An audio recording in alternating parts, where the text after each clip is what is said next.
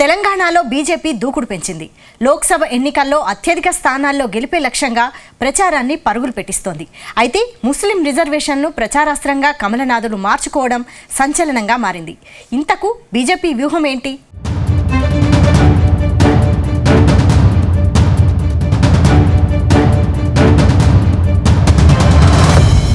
తెలంగాణలో కనీసం 12 స్థానాల్లో గెలిపే లక్ష్యంగా బీజేపీ ప్రచారాన్ని హోరెత్తిస్తోంది. బీజేపీ అగ్రనేత అమిత్ షా సిద్దిపేటలో ఎన్నికల ప్రచారాన్ని నిర్వహించారు. మెదక్ బీజేపీ ఎంపీ అభ్యర్థి రఘునందన్ రావుకు మద్దతుగా నిర్వహించిన బహిరంగ సభలో పాల్గొని ప్రసంగించారు. రాష్ట్రంలో ముస్లిం రిజర్వేషన్లను కాంగ్రెస్, బీఆర్ఎస్ తీసుకొచ్చాయని, వాటిని రద్దు చేసి ఎస్సీ, ఎస్టీ, బడుగు బలహీన వర్గాలకు రిజర్వేషన్లు తీసుకొస్తామని కేంద్ర హోంమంత్రి అమిత్ షా పేర్కొన్నారు. మజ్లిస్ కు భయపడే బీఆర్ఎస్, కాంగ్రెస్ తెలంగాణ విమోచన దినోత్సవం నిర్వహించట్లేదని అమిత్ షా మండిపడ్డారు. బీజేపీ అధికారంలోకి వస్తే సెప్టెంబర్ 17న తెలంగాణ విమోచన దినోత్సవం అధికారికంగా నిర్వహిస్తామని హామీ ఇచ్చారు. మరోసారి మోదీ ప్రధాని అయితే తెలంగాణను అవినీతి పరుల నుంచి విముక్తి కల్పిస్తామన్నారు. कांग्रेस पार्टी दोनों ने यहां पर भ्रष्टाचार किया है। भाई और बहनों, इतने कम समय में कांग्रेस पार्टी ने तेलंगाना को दिल्ली का एटीएम बनाकर रख दिया है।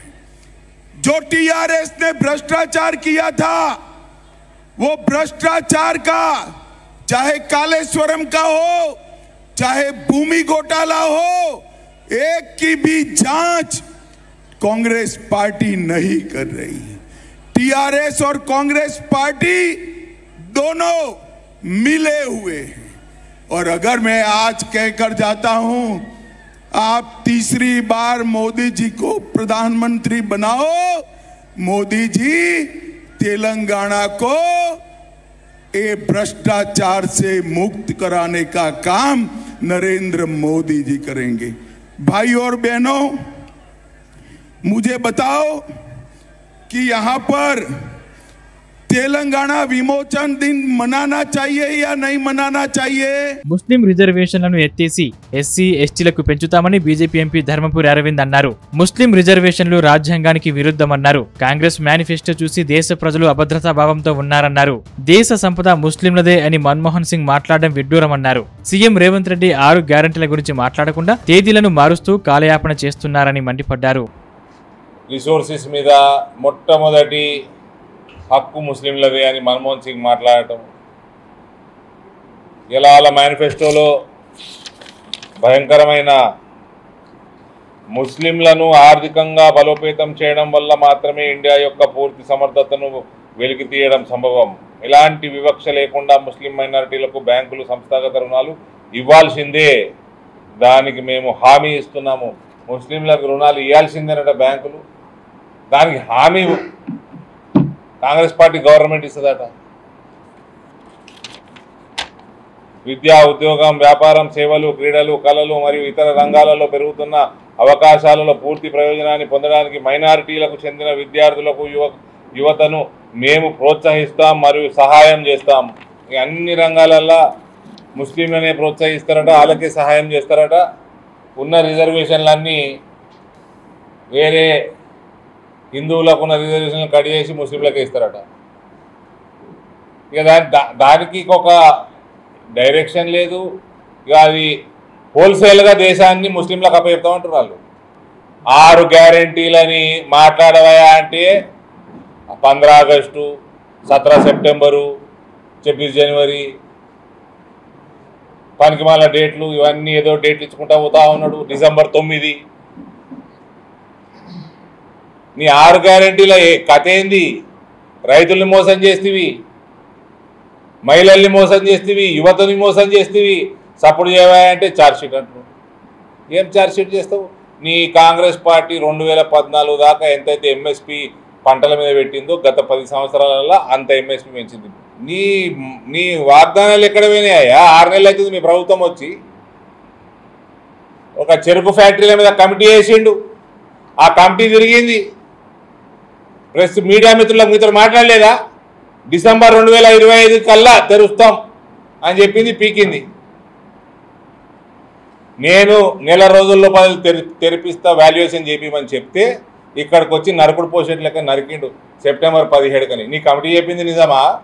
సెప్టెంబర్ 17 నిజమా? ఏది నిజం చెరుకు ఫ్యాక్టరీల మీద?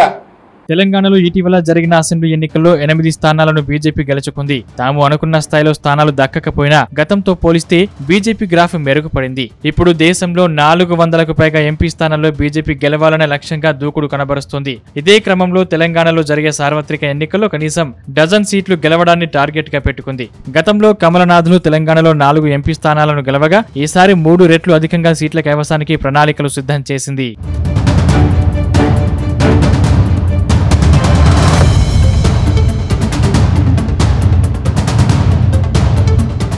అటు ఎన్నికల ప్రచారంలో అధికార కాంగ్రెస్ బీజేపీని ఎక్కువ టార్గెట్ చేస్తోంది. ప్రధాని మోదీ బీజేపీలపై తెలంగాణ సీఎం రేవంత్ రెడ్డి తీవ్ర స్థాయిలో విరుచుకుపడ్డారు. బీజేపీ డబుల్ ఇంజన్ అంటే అంబానీ అదానీయే అన్నారు. ప్రతి ఏటా 2 కోట్ల ఉద్యోగాలు ఇస్తామని చెప్పి మోదీ సర్కార్ మోసం చేసిందన్నారు. అగ్గిపెట్టి అగరుబత్తి మీద కూడా మోదీ ప్రభుత్వం జీఎస్టీ విధించిందని విమర్శించారు. 10 ఏళ్లలో మోదీ చేసిన అప్పు 113 లక్షల కోట్లు అని మండిపడ్డారు. గాంధీ భవన్ లో బీజేపీపై కాంగ్రెస్ ఛార్జిషీట్ విడుదల చేసింది. నయవంచన పేరుతో ఛార్జిషీట్ ను రేవంత్ రెడ్డి విడుదల చేశారు. 10 ఏళ్లలో బీజేపీ మోసం, 100 ఏళ్ల విధ్వంసం అనేది ట్యాగ్ లైన్ తో దీన్ని విడుదల చేశారు. ఆర్ఎస్ఎస్ ఉన్నది. ఆర్ఎస్ఎస్ పెద్దలు చాలా సందర్భాలలో రిజర్వేషన్ల రద్దు విధానాన్ని ప్రస్తావించారు. చాలా మంది బీజేపీ ఎంపీలు కూడా ఎస్సీ ఎస్టీ ఓబీసీ రిజర్వేషన్ల రద్దును ప్రస్తావించారు.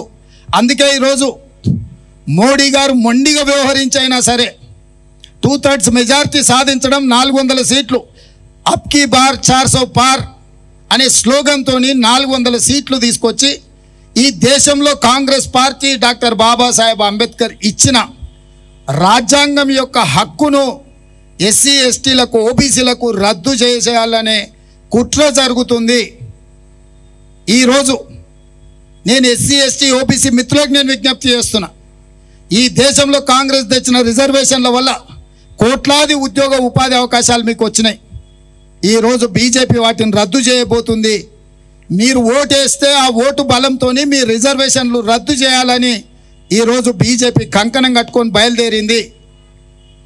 ఇదే కాకుండా ఆనాడు 52% మండల్ కమిషన్ ఓబీసీ రిజర్వేషన్లు ఇవ్వండి అని రికమెండ్ చేస్తే సుప్రీంకోర్టు ఏమన్నదంటే ఎస్సీ ఎస్టీ రిజర్వేషన్లకు రాజ్యాంగమైన హక్కు ఉంది, ఓబీసీల జనాభానే లేదు కాబట్టి మీరు ఏ రకంగా 52% అనేది నిర్ధారిస్తారు? ఒకవేళ వర్టికల్గా హారిజాంటల్గా 50% రిజర్వేషన్లు దాటాలి అంటే ఓబీసీ జనాభాలు లెక్కించండి. జనాభా యొక్క లెక్కల్ని పూర్తిగా అధికారికంగా ప్రకటించిన తర్వాత 50% రిజర్వేషన్లను దాటి కూడా మీరు ఇవ్వచ్చని సుప్రీంకోర్టు చెప్పింది. అయితే తమపై ఛార్జ్ షీట్ వేసే స్థాయి రేవంత్ రెడ్డికి లేదని బీజేపీ ఎంపీ అరవింద్ విమర్శించారు. రేవంత్ రెడ్డికి నోటుకు ఓటు భయం పట్టుకుందని విమర్శించారు. రేవంత్ రెడ్డి ప్రసంగాల్లో ఆ ఫ్రస్ట్రేషన్ కనిపిస్తోందని ఎద్దేవా చేశారు. ఇది పనికి మాలిన ఛార్జ్ షీట్ అంటూ వ్యాఖ్యానించారు. హోల్సేల్ గా దేశాన్ని ముస్లింలకు అప్పచెప్తామంటున్నారు. బ్యాంకింగ్ సెక్టర్, ఉద్యోగాలు, అన్ని డిపార్ట్మెంట్లు. మన్మోహన్ సింగ్ కుల్లా మాట్లాడింది ఇంతకుముందు. డిసెంబర్ 9, 2006 మైనారిటీలు మరీ ముఖ్యంగా ముస్లింలు ఖచ్చితంగా సాధికారతను పొందడానికి ఎట్టి పరిస్థితులలోనూ మనం వినూత్న ప్రణాళికలు సిద్ధం చేయాలి. అభివృద్ధి ఫలాలు ముస్లింలకు సమానంగా పంచబడాలి. మన వనరులు అన్నింటిపై అందరికన్నా ముందు ముస్లింలకే మొదటి హక్కు దక్కాలి. అభివృద్ధి ఫలాలు ముస్లింలకు సమానంగా పంచాలి. ఎవరు అభివృద్ధి చేస్తే వాళ్ళకు వస్తాయి ఫలాలు.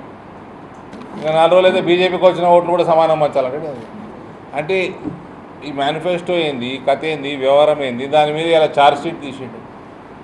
ఛార్జ్ షీట్ పనికి మాల charge sheet. Bharatiya Janata party ముస్లింల రిజర్వేషన్ తీసేసి ఎస్సీ ఎస్టీల రిజర్వేషన్లు పెంచుతుంది. ఎస్సీ ఎస్టీ రిజర్వేషన్లు పెంచుతామని అమిత్ షా గారు ఆన్ రికార్డ్ అనేక ఇంటర్వ్యూలలో చెప్పడం జరిగింది. ముస్లిం రిజర్వేషన్లు అన్నది రాజ్యాంగ వ్యతిరేకం, సుప్రీంకోర్టు తీర్పులకు వ్యతిరేకం. ముస్లింల రిజర్వేషన్లు రద్దు చేస్తుంది, ఎస్సీ ఎస్టీలను పెంచుతుంది. అటు బీజేపీ ఇటు కాంగ్రెస్ పోటాపోటీగా విమర్శలు చేసుకుంటుండటంతో తెలంగాణలో రాజకీయం రసవత్తరంగా మారుతోంది.